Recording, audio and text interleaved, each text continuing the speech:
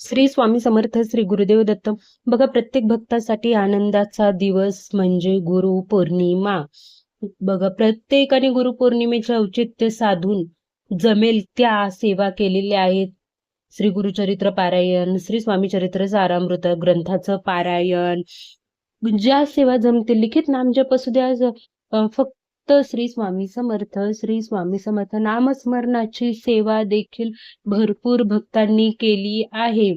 पण बघा, ज्यांना सेवा शक्य झाल्या नाहीत, कोणत्या ना कोणत्या अडचणीमुळे, जॉब असेल, लहान मुलं असेल, ज्याच्यामुळे ते पारायण करू शकले नाही, लिखित नामजपाची सेवा करू शकले नाहीत, त्यांनी उद्या नक्की हा उपाय मी जे काही सांगणार आहे ना, त्यातील जमेल तेवढं, शक्य होईल तेवढं उद्या करायचं आहे.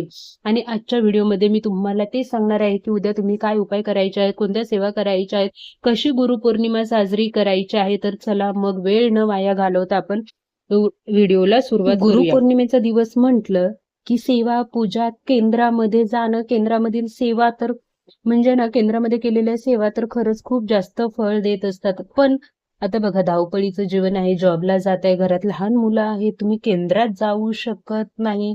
त्यांनी काय करायचं आहे, तर त्यांनी किमान उद्या श्री स्वामी चरित्र सारामृत ग्रंथाचं एक पारायण तरी नक्की करावं. बघा, आता तुमच्याकडून जर का म्हणजे भरपूर जणांनी स्वामी चरित्र सारामृत ग्रंथाचं पारायण केलं आहे, गुरुचरित्र ग्रंथाचं पारायण केलं आहे, लिखित नामजपाची सेवा केली आहे, किंवा मग रोज 11 माळी श्री स्वामी समर्थ नामाचा जप केलेला आहे, ज्या जमतील त्या सेवा केलेल्या आहेत. पण ज्यांना काही अडचणीमुळे रोज जॉबला जावं लागतंय, लहान मुलं आहेत, त्याच्यामुळे पारायण करू शकले नाही आहे, त्यांनी नक्की उद्या श्री स्वामी चरित्र सारामृत ग्रंथाचं पारायण करावं. तुम्ही एक मांडी करणार असाल चालेल, नाही आमच्या घरात छोटी मुलं आहेत, आम्ही एकदम बसलं की लगातार पारायण 1 ते 21 अध्याय नाही वाचू शकत, ठीक आहे. स्वामी तुमची भक्ती पाहणार आहे, स्वामी तुम्ही सेवा कशी करत आहात ते पाहणार आहेत.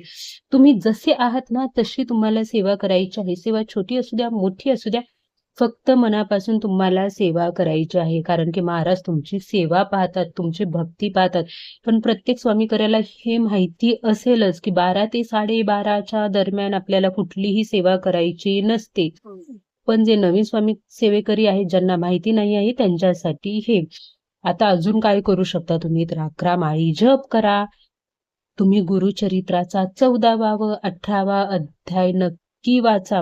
गुरुचरित्र ग्रंथाचं पारायण आम्ही काही कारणाने करू शकला नाही, ठीक आहे, तुम्ही गुरुचरित्राचा 14वा किंवा 18वा अध्याय नक्की वाचा. आता तुम्ही केंद्रात जाणार आहात, केंद्रामधील सेवा जो कोणी अटेंड करतो, केंद्रामधील सेवा ज्याला मिळतात ना, त्याला तर खरंच म्हणजे जेवढे सेवा करत असतात तेवढं पुण्य लाभत असतं. त्याच्यामुळे शक्य होत असेल नक्की केंद्रामध्ये जाऊन सामूहिक सेवेचं फळ घ्या.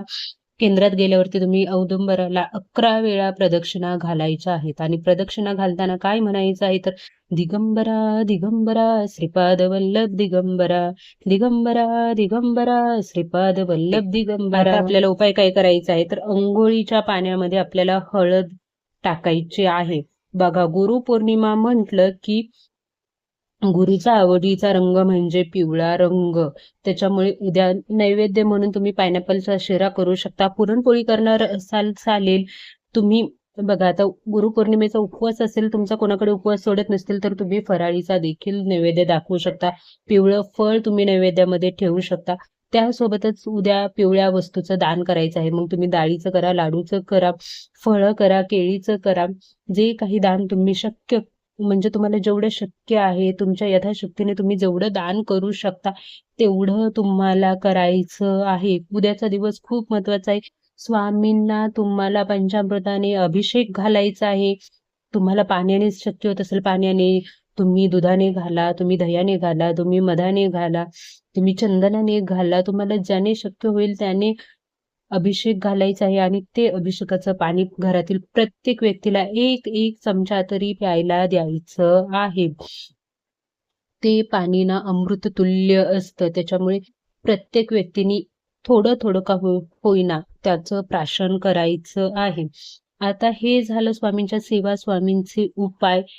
पण आता त्यांच्यासाठी ज्यांना मासिक धर्म आहे, विटाळ आहे, सुतक आहे, ते ना केंद्रात जाऊ शकतायत, ना स्वामींची पूजा करू शकतायत, तर त्यांनी काय करायचं आहे, त्यांनी फक्त मनापासून श्री स्वामी समर्थ, श्री स्वामी समर्थ म्हणायचं आहे.